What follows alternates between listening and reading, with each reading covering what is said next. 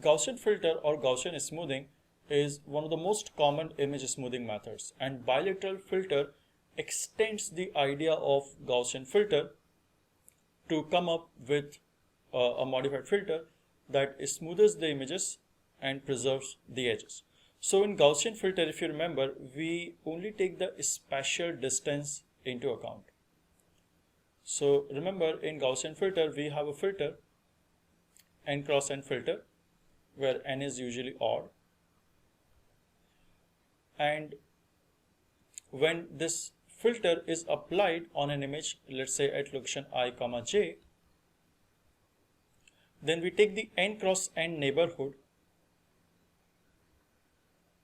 of the pixel into account. Let's say n equal to 5, then we'll take the 5 cross 5 neighborhood of this pixel into account. So this is our pixel I, j, and these are all the neighboring pixels.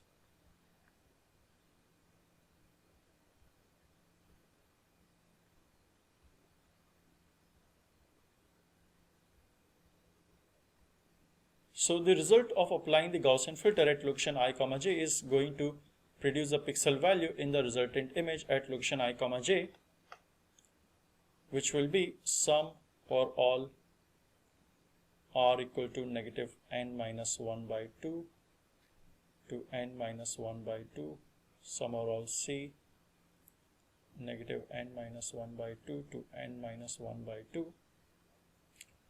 t of r comma c, I of I plus r, j plus c.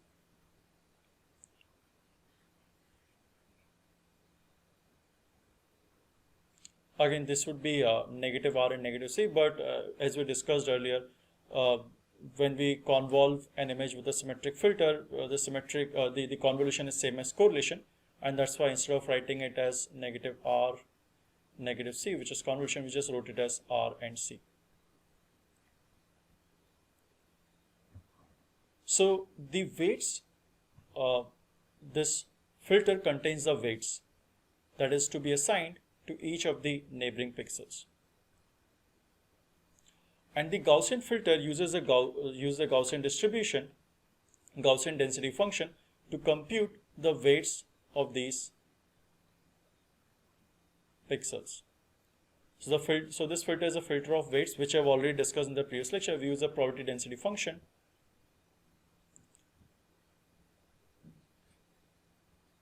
One over root 2 pi sigma e raised to the power negative of r square plus c square over 2 sigma square, where r goes from negative of n minus 1 by 2 to n minus 1 by 2. Same, c goes from negative n minus 1 by 2 to n minus 1 by 2. So this is the scheme we use to assign the weights to these pixels. So as you see, the weight is decided based on the spatial. So we will have a filter, a Gaussian filter, which contains these weights.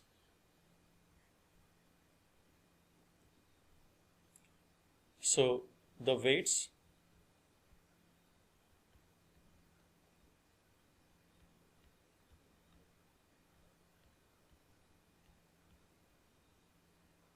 I should have one more row. So the weight that is assigned to any pixel depends on how far it is from the central pixel.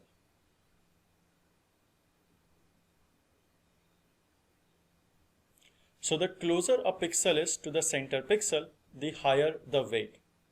And the farther the pixel to the central pixel, the lesser the weight.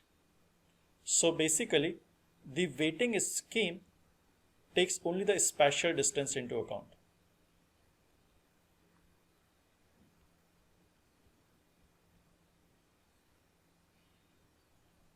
So the weight that we assign in the Gaussian filter takes only the spatial distance into account. And if we are using a uniform filter, then we just don't care how far a pixel is. Every pixel contributes equally to deciding the value of a transform pixel. So all the neighborhood pixels will get the same weight irrespective of their distance from the central pixel.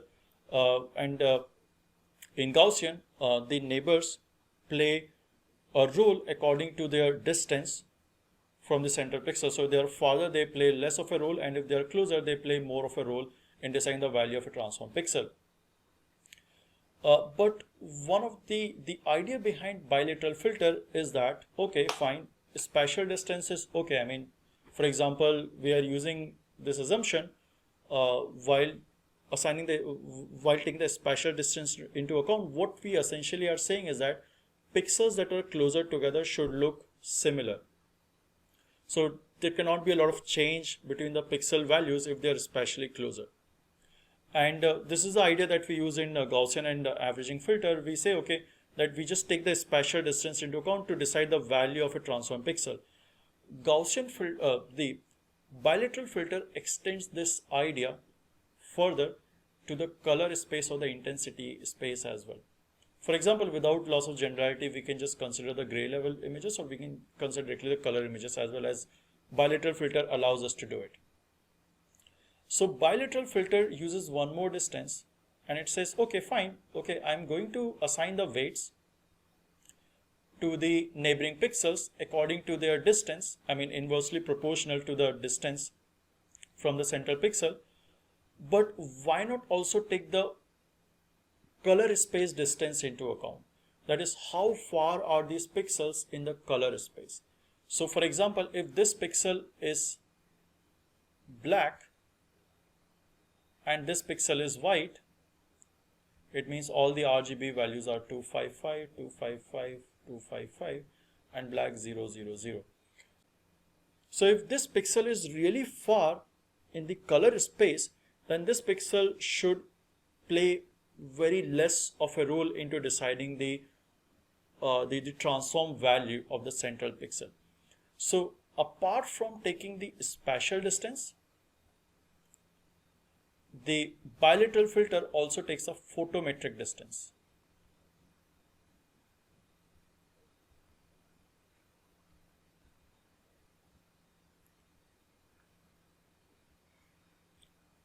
This distance measures how close are the pixels in the color space. So a pixel can be very close in the spatial domain. So for example, spatially this pixel can be just one pixel away from the central pixel, but in the color space this pixel can be really far from the central pixel, and this is what happens at boundaries. So assume that we have an edge passing through the pixels, and we have a pixel over here on one side of the edge. We'll just draw them with different colors. So we have pixels over here on one side of the edge, and then we have pixels on the other side of the edge. Now this is what happens in other filters when we apply them close to an edge. So for example, let's suppose we are applying averaging or Gaussian filter. Since we are discussing Gaussian, so let's consider we are applying a Gaussian filter. So we apply a Gaussian, and let's suppose we are using 5x5 Gaussian, right? So we just draw one more pixel over here, and likewise we can draw a few more pixels over here, and we can draw a few more pixels over here.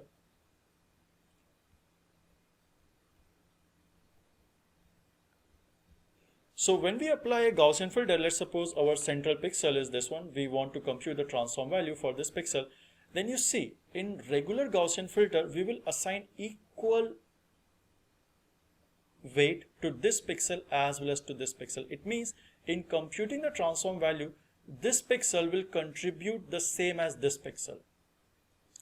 And this is the reason why we lose out the edge information in the transformed images, because we have only taken the spatial distance into account. So ideally, in computing the value, the transform value of this pixel, only the pixel that belong to this region should play a role. For example, to give you an idea, if we have a road